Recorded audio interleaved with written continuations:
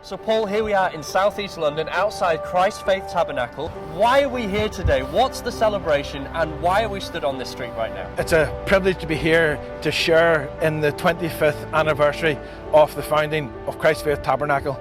Apostle Alfred Williams and his team saw this building going on the market 2 or 3 years ago, and he asked Richmond to come in and help him put together a package of refurbishment to meet with local English heritage, to meet with local conservation, and to see how we can transform this building from a theatre, from a bingo hall, into a building for modern church. So this building really is at the heart of the community here in southeast London, and there has been a tremendous work done to maintain the original features.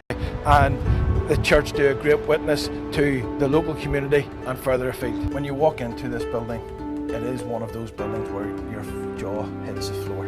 The architecture either side of the stage, it was one of Konskiewski's earliest designs of Gothic architecture, and it just as if you're walking into a cathedral. The detailing under the balcony, the vaults with the arch detail is absolutely stunning. But one of the real joys when I walked into this building was the fact that this floor was still sloping. Any other buildings we've worked on following Gala having a patronage there for a time, they had levelled the floors out to play bingo. I don't know how they did it here, but they played bingo on a sloping floor.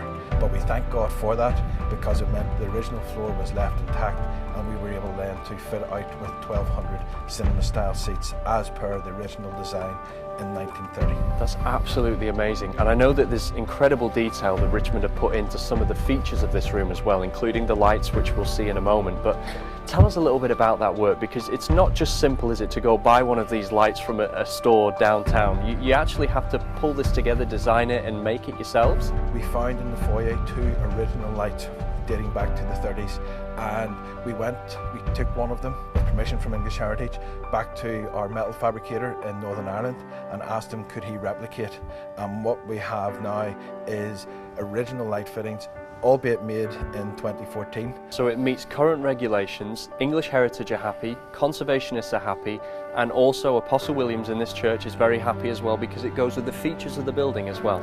Everything ties together. My dad harps on ad nauseum to detail, detail, detail. And that's what Richmond is all about. We have an in-house design team which works closely with English Heritage, works closely with local conservation, and we get the detail of the building right. The detail that you go to as a company is absolutely beyond what I've ever seen before. And I really applaud you for that, because it really goes with the character of this building.